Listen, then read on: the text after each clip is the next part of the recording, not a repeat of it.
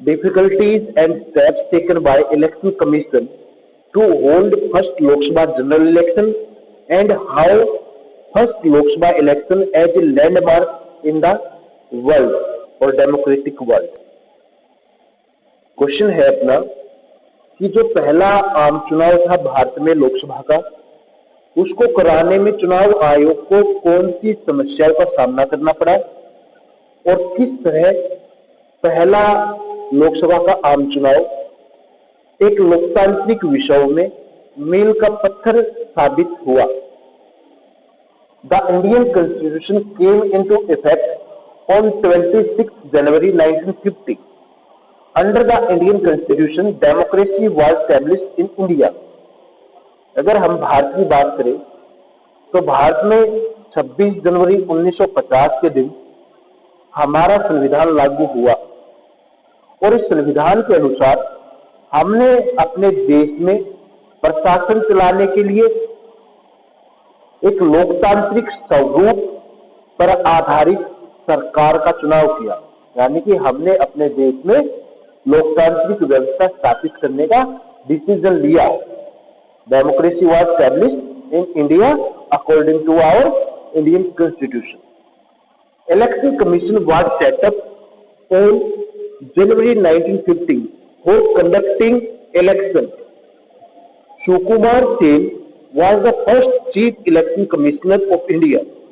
अब भारत में जो चुनाव था, भारत में चुनाव कराने के लिए हमने जनवरी 1950 में एक स्वतंत्र चुनाव आयोग की स्थापना की, जिसके पहले जो चीफ कमिश्नर थे, इलेक्शन कमिश्नर थे, वो थे सुकुमार सेन।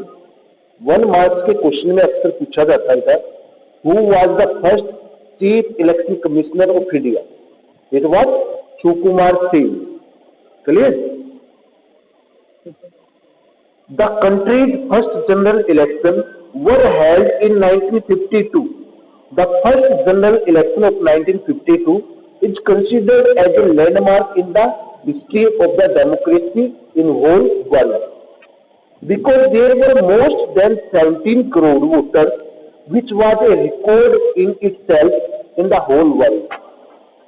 जो पहला आम चुनाव हमने कराया अपने भारत में, वो हमने कराया 1952 में। ठीक है, 1951 अक्टूबर में चुनाव होने शुरू हुए देश में, जो फरवरी 1952 तक चले। ठीक है, ये जो 1952 का पहला आम चुनाव था लोकसभा का, ये विश्व में एक मील का पत्थर साबित हुआ, क्योंकि ये पहली बार था जब लगभग 17 करोड़ जो वोटर्स थे, वो यूनिवर्सल एडल्ट फ्रेंचाइज के तहत अपने राइट टू वोट का इस्तेमाल करके अपनी सरकार चुनने जा रहे थे। ये पहला ऐसा अवसर था जब दुनिया में इतनी बड़ी तादाद में वोटर्स अपने राइट टू वोट का इस्तेमाल करके अपने लिए सरकार बनाने जा रहे थे।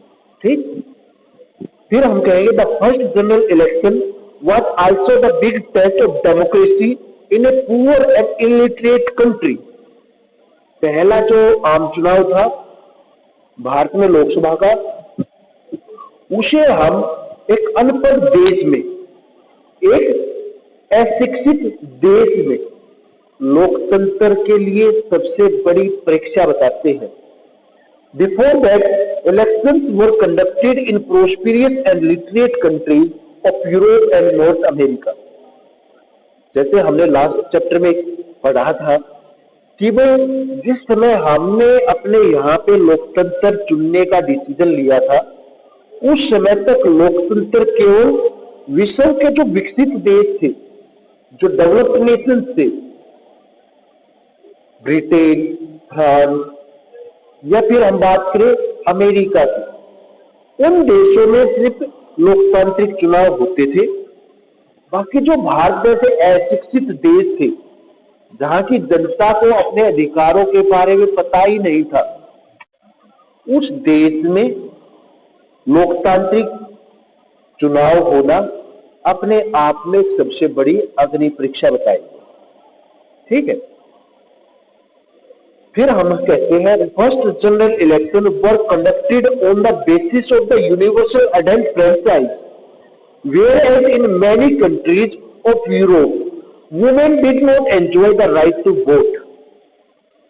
कि भाई जहां पर भारत में पहले आम चुनाव में देश के सभी एलिजिबल नागरिकों को, एलिजिबल वोटर्स को वोट का अधिकार दिया गया था बिना किसी भेदभाव के, चाहे स्त्री हो या पुरुष हो, without any discrimination on the basis of gender, every eligible citizen of India got the right to vote, whereas at that time women had not get the right to vote in the developed nations also।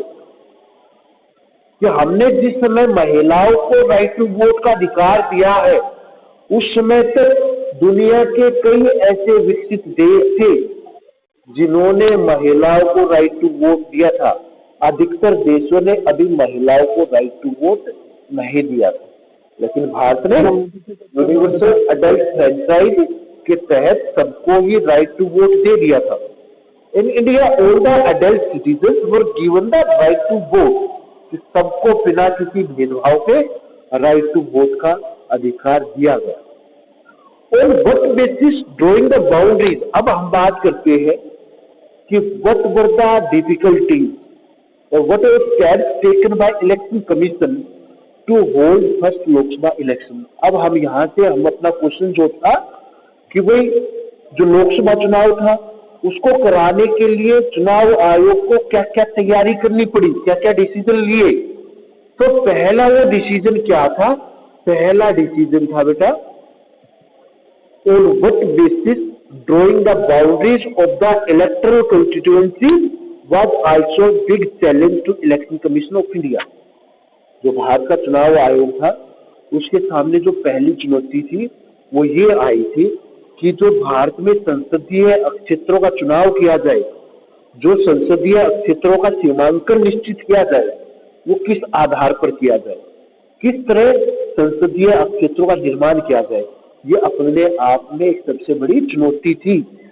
दूसरी चुनौती क्या थी? Holding on election required preparing the electoral rolls or the list of all citizens eligible to vote। Both these two tasks took a lot of time। दूसरी चुनौती क्या थी? For preparing an electoral roll और voter list। दूसरी चुनौती थी कि चुनाव कराने के लिए जो मतदाता सूची है उसका निर्माण करना। जो मतदाता सूची है जिसमें एलिजिबल जो वोटर्स हैं उनके नाम शामिल हो और वो फेयर हो, उसमें कोई धांधलेबाजी या कमी ना हो, एक ऐसी वोटर लिस्ट तैयार करना, ये भी चुनाव आयोग के सामने एक चुनौती थी। थर्ड हम कहते हैं when the first draft of the list published, it was discovered that the names of nearly 40 lakhs women were not recorded in the voter list। चुनाव आयोग ने चुनाव कराने के लिए एक वोटर लिस्ट जारी की। जो पहली वोटर लिस्ट जारी की, इशू की, पब्लिश की, उसमें लगभग 40 लाख के आसपास जो महिलाएं थी उनका रिकॉर्ड शामिल ही नहीं था। 40 लाख महिलाओं को पहले ही छोड़ दिया गया, इस वोटर लिस्ट में जगह ही नहीं मिली। दूसरी चीज, the election commission refuse to accept this voter list and order a revision if possible and deletion of necessary। कि वही इलेक्शन कमीशन ने अब निर्णय लिया कि जो ये वोटर लिस्ट तैयार की गई है इसमें सुधार किया जाए, इसको ठीक किया जाए। जो अलाने की फलाने की बेटी बहू दिखाई गई है, जिसमें नाम में करेक्शन है या जिसको शामिल नहीं किया गया एलिजिबल होते हुए, ये जो खामियां हैं इन सबको दूर करने का ऑर्डर दिया इलेक्शन कमीशन ने। अब बात आती है, the strength of the Lok Sabha was 489 and about 3200 MLAs और members of all the legislative assemblies of India. जो हमने पहली लोकसभा के चुनाव कराए ना, उसमें साथ में हम लोकसभा के चुनाव भी करा रहे थे और लोकसभा के चुनाव के साथ साथ जो राज्य विधानसभाओं के चुनाव थे वो भी हम साथ में करा रहे थे। यानी कि we conducted both election, Lok Sabha election as well as state assembly election at the same time. जो लोकसभा के और राज्य विधानसभा के चुनाव थे वो हमने एक साथ कराने का डिसीजन लिया।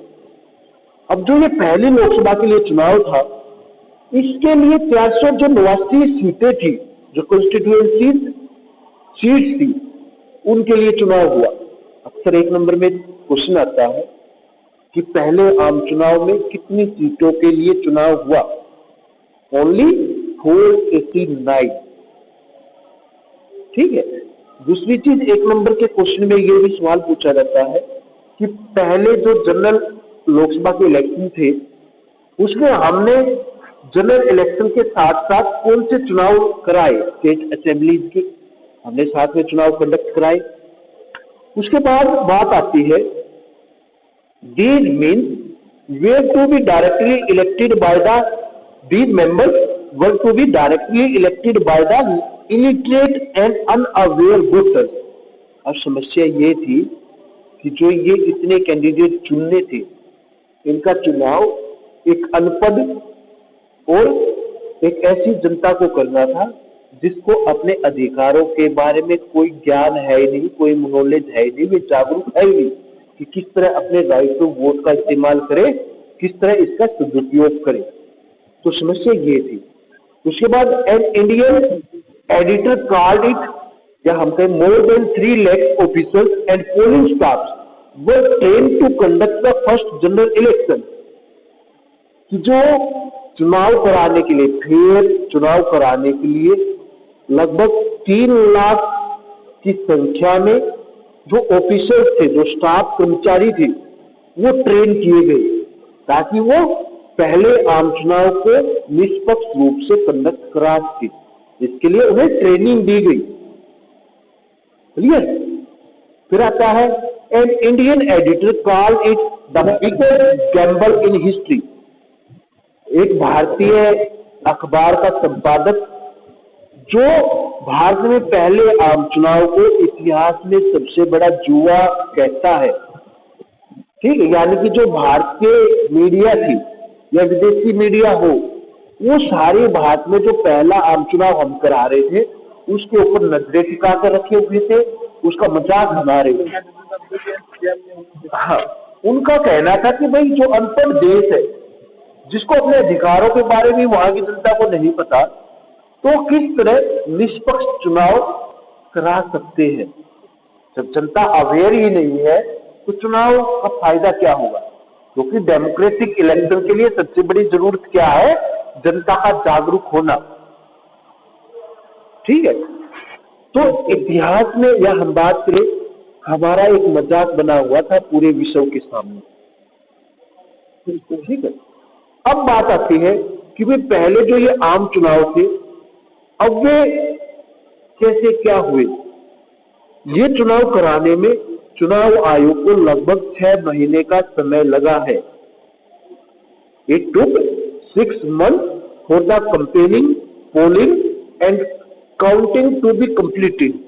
जो पूरी प्रक्रिया थी चुनाव की, चुनाव प्रचार से लेकर पोलिंग बूथ के निर्माण तक और वोटों की गिनती तक लगभग 6 महीने का समय लगा है। 6 महीने के अंदर भारत में पहले लोकसभा के आम चुनाव हुए। Elections were competitive, there were on an average more than 4 candidates for each state. जो ये चुनाव थे, इनको हमने एक, जो कहते हैं कि निष्पक्ष और एक प्रतियोगिता पूर्ण जो चुनाव थे वो दर्जा दिया गया। यानी कि जिस तरह हम ये कहते हैं कि ये चुनाव ऐसे भी नहीं थे कि भाई जहां पर कंपटीशन नहीं था। कंपटीशन के लिए एक सीट पर जो एवरेज हम निकालते हैं, लगभग 4 कैंडिडेट चुनाव लड़ रहे। ठीक है ना। Election were competitive, there were on an average more than 4 candidate for each seat. हर एक सीट के लिए लगभग जो कंपटीशन था वो 4 कैंडिडेट्स के बीच में एवरेज हम निकाल रहे हैं। half of the eligible voters were used their right to vote on the election day. हमने इस इलेक्शन को सक्सेस इसलिए भी कहा कि लगभग 55% की जो आबादी थी, भारत की जो आधी से ज्यादा आबादी थी एलिजिबल वोटर्स की, उसने चुनाव के दिन अपने चुनाव के अधिकार अपने राइट टू वोट के अधिकार का इस्तेमाल किया है. Half of the eligible voters were use their right to vote on the election day. When the result was declared that it was accepted by the losers also that election was fair. जब चुनाव के नतीजे आए तो चुनाव के नतीजों में जिनको हार मिली उन कैंडिडेट ने भी इन चुनाव को निष्पक्ष होने की बात कही है.